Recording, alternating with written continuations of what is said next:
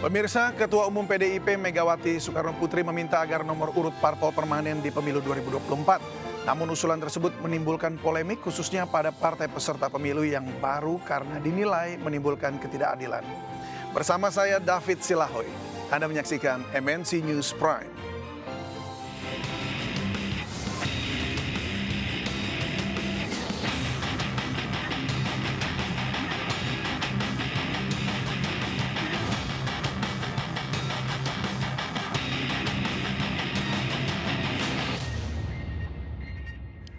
Ketua Umum PDI Perjuangan Megawati Soekarnoputri mengusulkan penomoran partai politik di pemilu 2024 tidak diganti. Menurutnya dengan menggunakan nomor yang sama dengan pemilu 2019 bisa menghemat pengeluaran alat peraga. Secara teknis ini ia menilai jika nomor parpol berganti akan berdampak kepada bendera atau alat peraga yang begitu banyak. Mega mengusulkan agar partai lama yang sudah ikut pemilu tidak usah mengambil nomor lagi, sementara hanya partai baru yang mengambil nomor.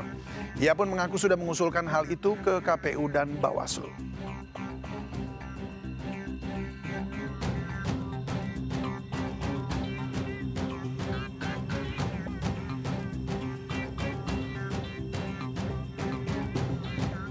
Sementara itu nomor urut partai politik tidak berpengaruh terhadap elektoral parpol di pemilu. Demikian hasil survei Litbang Kompas yang digelar September 2022 lalu. Saat hendak mencoblos surat suara di TPS, hanya 10,4% responden yang mengaku memperhatikan nomor urut partai politik. Alih-alih nomor urut yang paling diperhatikan responden yakni nama calon legislatif dan gambar partai politik. Ada juga responden yang mengaku memperhatikan seluruh unsur di surat suara. Di samping itu ada yang mengatakan tidak memperhatikan surat suara dan hanya asal memilih. Jajak pendapat Litbang Kompas juga memperlihatkan bahwa mayoritas responden tidak ingat dengan nomor urut partai politik pilihan mereka pada pemilu 2019. Jumlahnya sebesar 63,6% responden. Kemudian 13,4% responden tidak tahu dengan nomor urut partai politik yang mereka pilih pada pemilu 2019. Sementara responden yang mengaku ingat namun salah menyebutkan nomor urut partai pilihan mereka sebesar 9%. Angka itu lebih besar dibanding responden yang mengaku ingat dan mampu menyebutkan nomor urut partai politik pilihan mereka dengan benar yakni 6,3%.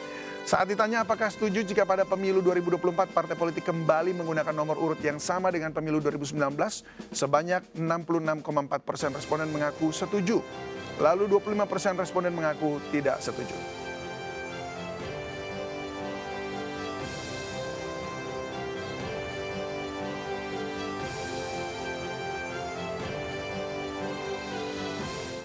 Menteri Dalam Negeri Tito Karnavian merespon wacana soal isu nomor urut parpol masuk ke rancangan peraturan pemerintah pengganti undang-undang pemilu, yaitu dari Perpu maksud kami. Tito mengatakan jika hal tersebut disepakati, maka pemerintah juga akan mengikuti.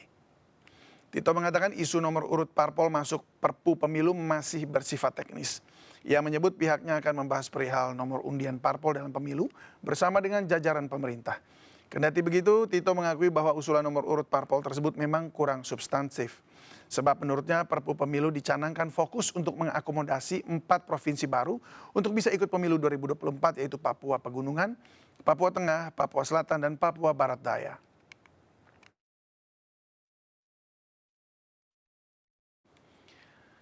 Pemilu serentak semakin dekat, polemik seputar pemilu pun sudah mulai bermunculan. Dan kali ini soal nomor urut partai yang diusulkan oleh Ketua Umum PDIP Megawati Soekarnoputri agar tidak diganti. Menimbang untung rugi jika nomor urut parpol tidak diganti. Siapa yang diuntungkan? Bagaimana tanggapan partai baru yang belum punya nomor urut?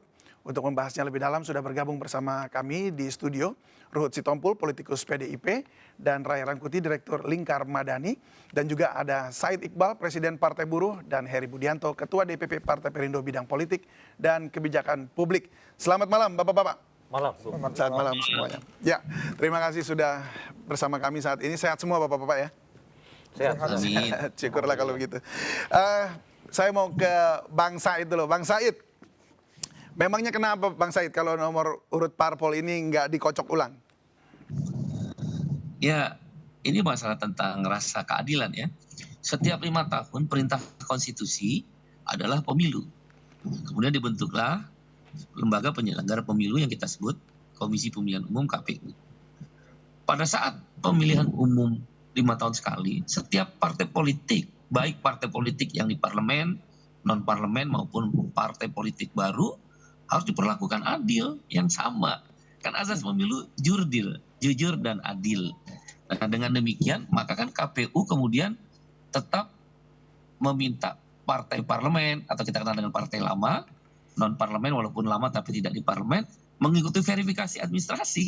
Mhm. Itu kan sebuah proses di mana perlakuan yang adil, implementasi azas jujur dan adil, termasuk tentang nomor urut. Tentu nomor urut walaupun dia tidak substantif, itu kan nanti akan berimplikasi dalam meletakkan apa itu lambang-lambang partai di kertas suara. Mhm. Ya, jangan bayangkan semua ini pemilih milenial atau Gen Z, ada nenek-nenek, ada kakek-kakek, ada Tapi memang apa ada ruginya bagi partai baru?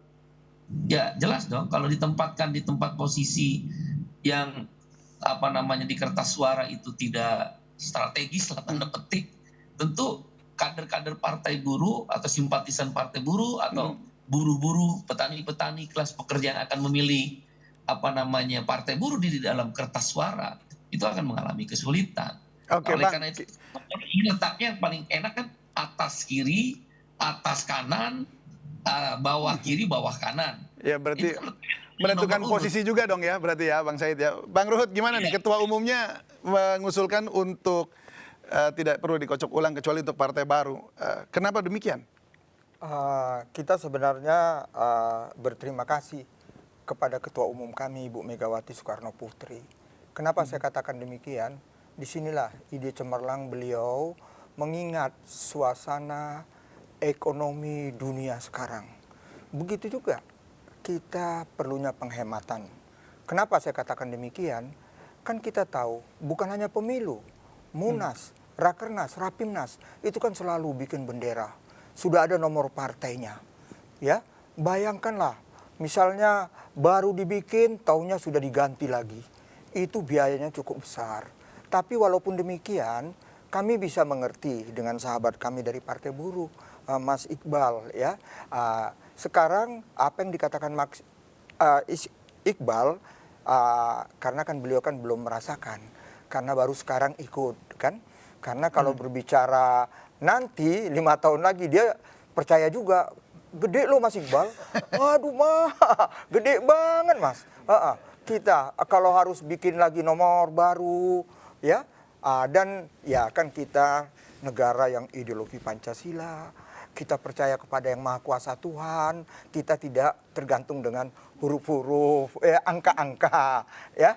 Jadi saya rasa nomor itu ya ide yang baik dari ibu kami mohon ya, udah disampaikan kepada Bawaslu, KPU, demikian juga kepada Menteri Dalam Negeri, kita berdoa insya Allah diterima. Ini semua untuk kita kok ya, supaya kita lebih ekonomis. Bagaimana Bang Said? Setuju ya? Ya, tentang ini bukan persoalan setuju tidak setuju ya. Perlakuan yang sama terhadap partai politik. Walaupun partai berkuasa ketika pemilu, perlakuannya harus sama karena mereka adalah peserta pemilu. Nah, disinilah tentang perlakuan yang adil dalam azas jurdil yang oleh KPU dijadikan dasar dan azas harus berlaku untuk semua partai. Tapi Yang tadi kedua, Bang Ruhut maksudnya adalah bilang itu biayanya sangat besar. Nah, mungkin Partai Buruh belum merasakan. Nah, itu bagaimana responnya? Dan Mungkin. kalau boleh saya tambahkan Mas Iqbal, kebetulan kami partai-partai yang sudah punya nomor itu ini fakta ya, mereka semua setuju mendukung ya. Terakhir kami lihat Perindo ya, partai-partai lain ya. Jadi itu Mas Iqbal. Tapi ya kita mengertilah jalan pikiran Mas Iqbal. Tapi biarlah nanti ini musyawarah kita bagaimana ya biar bulat kita tetap memakai nomor urut. Itu aja yang kita mohon kepada Mas Iqbal dan partai-partai yang baru. Baik, kalau tadi udah disebutin Perindo, ini ada Mas Heri Budianto. Mas Heri, bagaimana tanggapan Anda? Memang Anda setuju dengan memakai nomor lama begitu? Ya, bagi Perindo tentu apa yang disampaikan oleh Bu Megawati itu dicermati ya. Dan kita juga lihat dari pengantar tayangan tadi pemerintah juga tidak masalah apabila DPR, KPU, Bawaslu, DKPP setuju. Nah, bagi Perindo, ya tentu ada plus, ada minusnya juga. Karena publik juga harus tahu bahwa Perindo sejak bulan Agustus 2021 itu berganti logo. Nah, sehingga ya otomatis kita harus juga membuat bendera yang baru gitu ya. Nah, itu dari aspek tadi kalau kita bicara dari aspek misalnya apakah itu dapat mengirit atau tidak. Otomatis kalau kami logo baru kan bendera tahun 2019 tidak bisa digunakan. Tapi dari sisi publik tentu nomor urut itu akan sangat berpengaruh. Ya, tadi juga ditayangkan dari sisi survei, saya kira memang bagi kami Perindo ya akan sangat menarik apabila memang itu tidak dikocok ulang gitu ya, karena memang nomor urut ini penting juga dari aspek publik ya. Kita tahu bahwa masyarakat itu apabila nomor tidak berubah ya tentu saya harus jujur mengatakan bahwa partai juga diuntungkan. Nah, tentu Bang Said Iqbal di situ juga melihat aspek itu ya secara psikologi politik gitu. Nah, bagi Perindo kita tentu berharap bahwa apa yang menjadi wacana ini kita ambil jalan keluar yang baik. Tapi bagi Perindo ya tetap kita karena 21 pada tahun 2021 yang lalu pada bulan Agustus kita berganti bendera sehingga ya tetap juga kita harus mengganti bendera dengan nomor urut itu. Jadi Gitu, Mas. mau nggak mau begitu ya. Tetapi kemarin ada usulan kalau nggak salah tidak jadi hanya partai yang masuk di dalam DPR RI saja yang kemudian tidak dikocok ulang. Artinya Perindo kan masih belum masuk ke dalam DPR RI begitu. Apakah ini juga menjadi salah satu alasan juga bahwa ya udahlah kita dikocok ulang juga nggak apa-apa begitu? Ya itu tadi saya kira itu menjadi juga karena kan hari ini juga kita masih berkutat dengan verifikasi faktual. Ini juga yang berbeda dengan teman-teman di parlemen ya. Kalau partainya Bang Ruhut kan tidak diverifikasi faktual. Jadi Partai Perindo hari ini sangat yakin bahwa kami akan lolos verifikasi faktual dan menjadi peserta pemilu. Dan kalau memang itu nanti diputuskan, pada prinsipnya Perindo siap untuk mengikuti tahapan-tahapan pemilu yang dilakukan oleh KPU. Oke, saya ke Pak Rey. Pak Rey, bagaimana Pak Rey? Ini apakah memang usulnya Ibu Mega ini soal nomor yang tidak dikocok ulang ini bisa dituruti oleh KPU begitu? Nggak bisa, kecuali harus dirubah dulu memang ketentuannya kan. Perpunya begitu? Ya, makanya salah satu cara untuk mengubah ketentuan itu adalah melalui mengeluarkan perpu. Itu udah tercantum di pasal seingat saya 179 Undang-Undang Nomor 7 2017 di mana dinyatakan di sana setiap partai politik mengikuti pengundian nomor urut setelah mereka ditetapkan sebagai peserta pemilu gitu. Saya baca tafsir dari KPU yang sekarang sebetulnya gitu, tapi itu menurut saya terlalu jauh. Ya, KPU mengatakan bahwa kalaupun nanti misalnya nomor urut itu pada akhirnya nggak dikocok ulang gitu ya, itu kan tetap dikocok ulang namanya katanya. Kenapa? Karena sebelumnya sudah dikocok ulang juga, yaitu maksudnya pada pemilu yang sebelumnya gitu. Oh gitu. Itu tafsir yang menurut saya terlalu dibuat-buat lah kalau gitu. Sebab di undang-undang itu mengatakan setiap pemilu sebetulnya kan mengacu undang-undang itu setiap pemilu dilaksanakan, setiap partai politik sudah ditetapkan sebagai peserta pemilu, otomatis mereka mengikuti pencabutan nomor urut atau nomor undian nomor partai politik gitu. Itu satu. Lepas dari soal apakah saya setuju atau tidak setuju pada soal pengundian, keberatan saya sebetulnya bukan pada aspek setuju nggak setuju pada materinya, tapi pada formilnya. Kenapa gitu? Karena menurut saya nomor urutin kalau ia dimasukkan ke dalam Perpu, saya kesulitan menjelaskan dasar utama mengapa ia harus diperpukan gitu. Sebab alasan utama satu undang-undang itu diganti melalui Perpu karena ada kedaruratan.